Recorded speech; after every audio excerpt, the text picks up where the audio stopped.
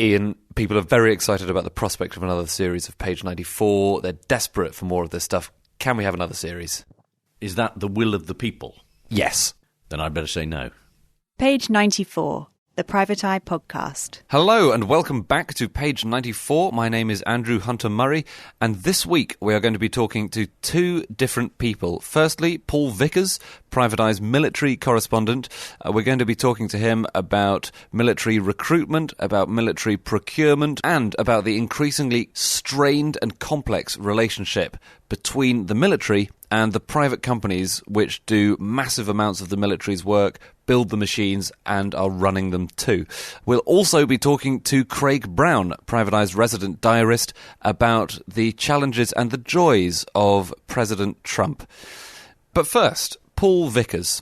Now, at the moment, we are halfway through a 10-year contract which the government has awarded to Capita, a private firm better known in the pages of the Eye as Crapita, and that contract, worth £440 million, hands over responsibility for recruitment in the army to Capita. But how is that going? We asked Paul. They were expected to increase the number and improve the quality of recruits joining the army, but after 5 years, neither of these objectives has actually been achieved. Since the last SDSR, the Strategic Defence Review, the army is expected to actually decrease in number. So you've got two systems potentially working against each other. The army needs to cut numbers at the front line, in fact across the whole board, but Capita is contracted over 10 years at £440 million to increase numbers and to increase the quality of the people who join. Is it that you need more people so that you can then get rid of them to comply with the Strategic Defence Review? Why get rid of people in the first place? What's the motivation behind cutting the army, I suppose? I think you've hit the nail on the head. Of course, the army wants as many good recruits as possible, but it does now have this issue of having to fit the model applied to it by the Treasury, which means that it needs to reduce its numbers on the front line or across most of its services to 82,000. That's a difficult circle to square, and it's quite an expensive one to square. If we take the recent experience of Major Cameron, who is the commanding officer for recruiting from Four Scots, which is in the Royal Regiment of Scotland, he's given us a very good example of the failure of Capita's recruitment model. With the number of recruiting officers in Scotland reduced from 14 to just 5, he's decided to set up his own recruitment drive. Obviously, as a recruiting officer, he wants to recruit more people. But he's found that all his efforts have been thwarted time and time again by Crapita. For example, last year, he says that Four Scots distributed 900, well, they call them contract coupons. These coupons are handed to anybody who expresses an interest in joining the army. They're designed to give recruits, phone numbers to call if they have any questions and, just to give them some additional guidance and support. But using the Data Protection Act as a cover, Capita have insisted that it is actually the owner of the information that Major Cameron has acquired in this way, and they've asked him and his team to hand over all that information to the Army Careers Service, which in turn has passed it over, as is their legal obligation, directly to Capita. And once in Capita's system, few of the potential recruits that Major Cameron has found have discovered that they're able to apply for service in a Scottish regiment. The Scottish are very keen to join regiments from Scotland. Right. You can understand why. Yeah. But Capita, in order to meet the obligations to the Treasury, puts those recruits into a system which is UK-wide. And that's something that I certainly would have assumed is a matter solely for the military to run by itself, that of recruitment. That's correct. Until recently, the Army relied on its recruiting officers and on recruiting staff who served alongside regular soldiers. They were in the pay of the Army, they'd taken the King's shilling, and they performed the same service as any other recruit. But since the arrival of Capita and other private companies to deal with the issue of recruitment. That's all changed. Capita boasted 5 years ago, when it got the contract to do this work, that it was going to release 1,000 recruiting officers within the army at the time back to frontline service. In reality, it has released 1,000 recruiting officers, but sadly back to Civvy Street, because morale among them collapsed, and they decided to vote with their feet and left the army altogether. Obviously, this is something that you've written a great deal about in terms not only of recruiting soldiers, but in terms of building hardware. So procuring weapons, procuring vehicles, procuring ships. There have been loads of headlines about this where a private firm has been given a contract and then for some reason it's not been up to scratch when it's delivered, and yet the contract is written in such a way that the military can't get out of it. That generally seems to be the case, unfortunately. The problem we have at the moment with complicated pieces of kit, and that goes for aircraft, it goes for submarines, it goes for tanks in particular. In order for these complicated systems to work for the customer, which in this case would be the Ministry of Defence, they have to keep the private contractors, the engineers who work for the private companies that build these systems, on board at all times, partly due to cuts in funding for training within the military, and partly because of the sheer complexity of the systems we're talking about. Engineering recruits within the military don't have the expertise to actually work on the systems that they're expected to do now. Take, for example, the Type 45 destroyer, which, of course, as we all know, spends most of its time not working. So the Type 45 is the destroyer that don't work in warm water, we've discovered, so they break down if they need to sail to anywhere like, for example, the Middle East. And also, I think the new headlines are that they can be heard 100 miles away by submarines, maybe Russian submarines. Any submarines actually can hear them from a long distance. Oh, that's correct. They're very noisy. They're actually made by a collective of companies, including Babcock International and BAE Systems. Most of the big-ticket projects emerge from cooperation between various private contractors. But essentially, they don't work. And when they do work, if you go below decks in a Type 45 that is actually able to function at sea, you'll find employees of BAE Systems working alongside ratings and officers from engineering backgrounds within the Royal Navy. Now, that's a problem. It's a problem on several levels. On a day-to-day level, an artificer apprentice will discover that the chap standing next to him, fiddling with the engine, will be on 4 times the salary that he is and gets a much better holiday at the end of a tour. But that's a matter for them. What is more interesting is that if the Royal Navy rating discovers that a part has been badly put together, for example, he is obliged by law to tell his seniors that the reason why the engine doesn't work is because the valves have been improperly fitted, for example. That causes a problem for the contractor who has built that system. When the artificer tells his petty officer, his chief petty officer, about the problem. So this is still entirely in Navy still? This is within the Royal Navy. Yeah. When he blows the whistle, as it were, to his senior officer about this particular problem, he is protected by law and by a system that the MOD has put into place. He is obliged by law to explain what the problem is, and the chief petty officer would then make a report about it. That's fine. However, the private contractor who builds the part is under no obligation whatsoever to protect that rating from prosecution or from dismissal. Is it only people who are contractors who are working, for example, on the Type 45 below decks, who can be dismissed for raising a concern? It's anyone who works within the Ministry of Defence, but who deals with equipment or indeed methods of operation that are determined by private contractors, by, for example, BAE Systems, or by a service contractor. Let me give you an example from 2015. If we look at HMS Sultan, which is a Royal Navy shore establishment, which is owned by the Royal Navy, which is commanded by the Royal Navy, but is managed by Sodexo Defence Services Limited, which is a private company. Now, back in 2015, workers at HMS Sultan complained to the Ministry of Defence about what they said were serious human resource violations and questionable management behaviour. I'm sorry about the trade union speak, but essentially they were upset about working practices. They were having to work in dangerous circumstances far too hard. That was the nub of their case.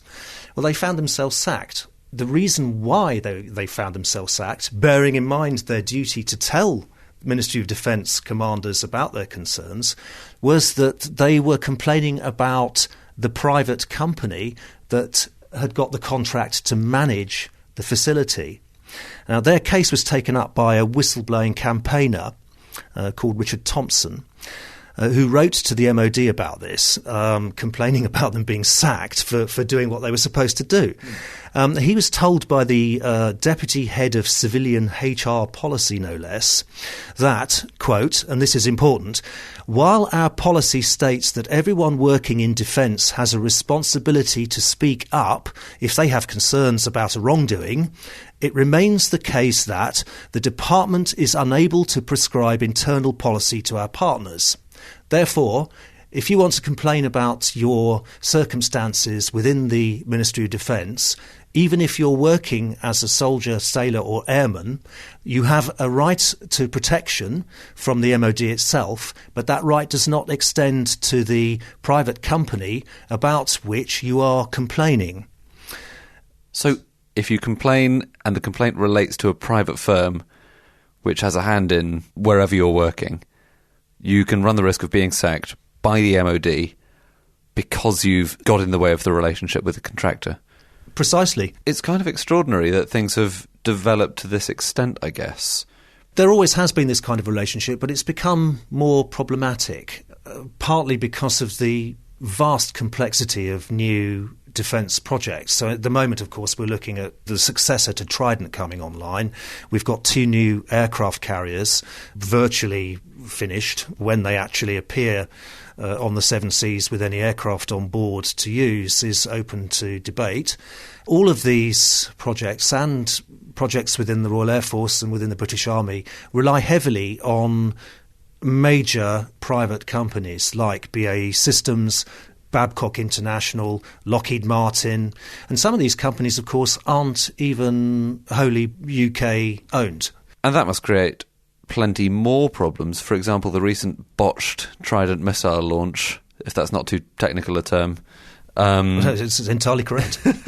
So that raised some questions, which I think you covered as well, about exactly who's in control of the missiles. And there's a lot of debate back and forwards in the papers on this. The MOD says we're absolutely in control. We can fire a Trident missile anytime we like.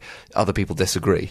Well, I mean, it has to be said that there are some good things about using private military contractors in the way that the Ministry of Defence is obliged to do. And that is, you can deny being responsible when things do go wrong. For example, if you recall, after the Trident missile launch off the coast of Florida that went wrong, the Secretary of State for Defence was able to say in the House of Commons that the launch was a complete success. It wasn't. But it was as far as the Royal Navy were concerned, because as far as the Navy was concerned, the test was to ensure that the crew of the submarine were able to fire the missile.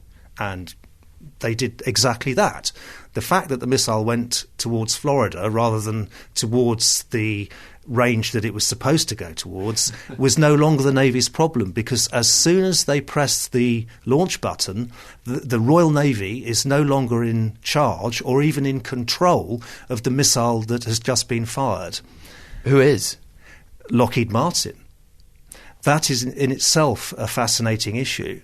The targeting system within a Trident II D5 warhead is the property of Lockheed Martin, a private company that also manages Aldermaston, the atomic weapons establishment where Trident missiles are maintained. And it is up to Lockheed Martin to provide the codes which give the Trident missile a direction to fly and a target to hit. It is not up to the Royal Navy to do that. The only codes that the Royal Navy have to worry about when a Trident D5 missile is launched are the codes that allow the commander of the submarine to press the button to fire it. So when it's in the tube, the missile belongs to the Royal Navy, as it were. And then when it's out of the tube, conceptually, it's the property and the responsibility of Lockheed Martin. It is. Obviously, it's our responsibility for having fired the thing. Yeah. But the flight path and the target is nothing to do with the Royal Navy whatsoever. Some might conclude that, given this fact, that our independent nuclear deterrent isn't quite as independent as some people would like us to believe. There's been a lot of debate over whether it's the Americans or the British who pull the strings. The fact that it might be a private company is kind of extraordinary. Well, that's the case. If you look at the history of the Trident D5 missile testing programme, you have to conclude that most of them worked remarkably well. It has a reputation for being a reliable weapon. That's a fact. Okay. Some of them, however, didn't. And most of the early occasions within the testing regime where the missile failed were dealt with by the launch people, the people who actually pressed the button to fire it, pressing a self-destruct button. In other words, they are responsible for launching it, and they are responsible for saying, "Oh, hang on a minute, chaps, it's flying towards Miami. Let's destruct it." Right. That wasn't the case this time. This time, the missile automatically went into a self-destruct program. It automatically did this because of the software inside the guidance system, which was provided by Lockheed Martin. I mean, that is kind of a perfect example of the tension between the military and private firms. But there are so many. There seems to be no area of military life which is free of these complexities and tangles and problems. That's correct. I mean, it used to be the case that, if you go back to the Second World War, the old and bold will recall that pilots were never actually the owners of their aircraft. It was always the ground crew that owned a fighter plane or a bomber that a pilot then took to a particular mission. That's actually extended a little bit these days, in the sense that the Ministry of Defence really isn't the owner of the equipment that it uses to perform its functions. The kit is still in the control of the manufacturing companies that provide it. It's impossible for the Royal Navy to maintain a new piece of equipment or a new weapons system without massive input from the company that manufactured it. And the outlook for whistleblowers doesn't seem much better in the short term. No, well, the MOD is completely satisfied that its policy of protection is adequate. And of course it is if we're just talking about matters that singularly affect the Ministry of Defence and its operations. Yeah. However, anything to do with kit, anything to do with a service that is provided by, for example, Sodexo or Capita or any other company is not covered by the same legislation. So anyone who blows the whistle on a private contractor within the Ministry of Defence is not protected by the MOD's policy of protection. And it seems like there are so many operations which do include private contractors that actually the number of times where it's solely a matter between an individual serviceman or servicewoman and the MOD is actually going to be quite slim. Precisely. It actually puts the people who work on major projects within the Ministry of Defence and the people who use the equipment that they're expected to use under extreme difficulty. One of the problems with whistleblowing has always been people worrying that they may be breaking the Official Secrets Act, for example. There was a case a few years ago of a Royal Navy rating who complained about security on board a nuclear submarine, and he fell foul of the Official Secrets Act. Now, recruits who may not be working with sensitive equipment have to worry about how far the MOD's own protection of their jobs actually goes, because the protection provided by the Ministry of Defence does not extend to anything to do with the independent private companies that provide the equipment and the services that we're talking about. It's really extraordinary. Yes, it is. Any change in the relationship between a private contractor and the Ministry of Defence is a political nightmare, and it will take decades to sort out. More for you to write about in the meantime, then. Well, it depends on the terms of the Espionage Act. I'm probably in trouble myself now for passing this information on. Well, shortly before your incarceration, Paul Vickers, thank you very much. You're welcome. Now, to finish this week's episode, an interview with Craig Brown. Craig is Private Eye's resident diarist, and he has been channeling the great and the good and the bad and the awful for many years now. One of the voices that he's done with a special success in the last year or so has been Donald Trump. We talked about a lot of things. We talked about the difficulties and the joys of doing Trump, and I inadvertently may have stopped him from ever doing it again. Here's Craig. Everyone had this idea before he became president. Oh, well, he's just doing this for public show, trying to get sort of rock-bottom supporters. But once he becomes president, the full weight of the office, and he's actually a very intelligent, sensitive man, charming to be with, and he'll be entirely different. But in fact, because he's very slightly toned them down in that he now won't comment on... I mean, he used to comment on soap stars who'd split up with their boyfriends and things like that. So he's kind of stopped that. But because he's president, they do seem all the more ridiculous and in some ways petrifying. Well, he does still tweet about things like Arnold Schwarzenegger's ratings on The Apprentice. Yes, I know that was it's so and even that argument he got into about having the largest inauguration crowd. I mean, it's so silly. And then that everyone was lying, even when the photographs were shown. But it is rather hard now that everyone's doing it. It's almost like a nationalised comedy. And so I was trying to think of actually, I did one Melania lot of Trumps, which were kind of all right. It's hard to gauge her character. I mean, you can gauge her character, oddly enough, through her tweets. I mean, like Donald Trump's. You read her tweets and they were sort of very, very bland. But what I suddenly realised was striking about them, that she hardly ever mentioned other people. She would tweet views out of Trump Towers of Central Park and pictures of herself or something she'd just bought. But it was, you realised it's a very kind of lonely life. I then thought of doing Donald Jr.'s tweets or something, and I'm sure that would be kind of a good angle in. A bit like Dear Dennis letters, the Dennis Thatcher letters. Which Dear Bill. You know, that was a rather good way into Mrs. Thatcher because she was so done by satirists and jokesters everywhere that actually if you did it via Dennis, it became a fresh joke. Because you haven't really been doing Twitter diaries for very long. No, Twitter's a real godsend because, you know, it just boils down everyone's vanity and his paranoia, and everyone just becomes more of what they are. Well, this is the thing, because it seems a bit like you were more extreme in your Trump tweets in your early ones. So more than a year before the election, It was things like... no disrespect to Pope Francis on his US tour, but the guy looks like a fruit in his frilly white dress. Fire your tailor, Frank. Right, yes. I don't like a loser, don't get me wrong. Jesus was a remarkable guy, a genius at publicity, but clinging on with your hands to a cross, that sends out all the wrong messages. But actually, they're not too much less extreme than the ones that you do now. And maybe that's because he really hasn't changed, as you say. No, he can't change. I mean, he gets sort of fixated now on fake news and that kind of thing.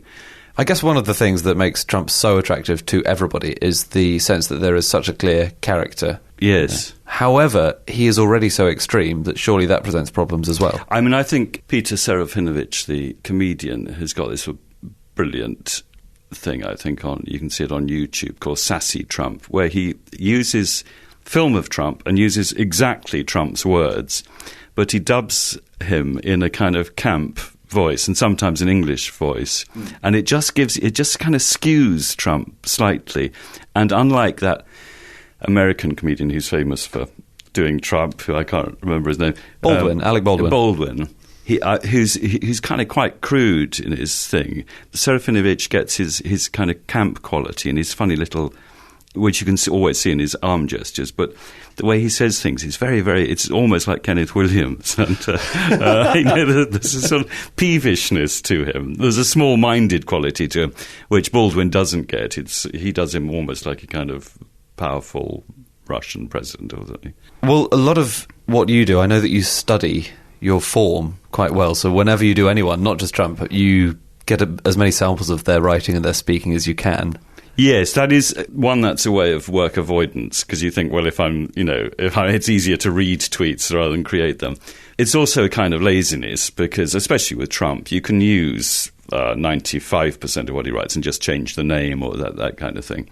But also, I think that with parody, the mistake people make when they're trying to do parodies is just doing too much of themselves. And you should just let, it's like jiu-jitsu or something, you should let the person's weight be what creates the fall. Well, actually, on that note, I have a little game that I thought might be useful to play. I have got some Trump tweets and I've got some of your Trump tweets. I guess I'll be able to do them just because... I think you probably will. I mean, because usually... I mean, if I can't, then it doesn't say much for my tweets, because I think there's... The thing about parodies, you're not just trying to recreate someone, you're trying to edge them into comedy whilst retaining their essence. And so I think if I can't get it, it means my joke isn't good enough. Okay. We'll see. Well, so this is basically a referendum on your jokes. Right. Yeah, it is, yeah. Lightweight bands, so-called stars, refuse to play at my inauguration. Poor work ethic, unfair. I guess that was Trump, yeah. That's you. Oh, was it? Yeah, you see, I should have put some specific rock reference or that someone he was hoping to get who would be a very naff person. Okay, next up. Yeah. It's freezing and snowing in New York. We need global warming. I'd say that's Trump. It is Trump. Good. Yeah. Good. Yeah, so it's 1-1 so far. The cheap 12-inch square marble tiles behind speaker at UN always bothered me. I will replace with beautiful large marble slabs if they ask me. Oh, I mean, I would be quite pleased if I'd done that, but I can't remember doing it, so I guess that's Trump. It is Trump. Yeah, good. Oh, man, you've got so many of them so far. One last one. Happy New Year to all, including to my many enemies and those who have fought me and lost so badly they just don't know what to do. I've seen he's done tweets which say Happy Father's Day even to the losers and haters, and he does a whole series of that usually. So in a way, his are usually stronger than that. I'd say that's Trump, I'm afraid. It is Trump. Oh, good. Yeah, you've done very well. Actually, I think the last one I did was not tweets. It was going to be an A to Z of his things, and it was just irrational likes and dislikes. It was more on the way he speaks. And so I only got to G, because then the space ran out, because I only have whatever it is, 1,200 words or something. And so it was sort of A is for apricot and D is for Dalmatians, and he'd just kind of rant on. Shall I do one of these? Yeah. A is for apricot. I never liked apricots. Never. They're nasty, stupid little fruit. Fact. You can't call them a real fruit. They're like a peach, but not a peach. More like a total loser peach.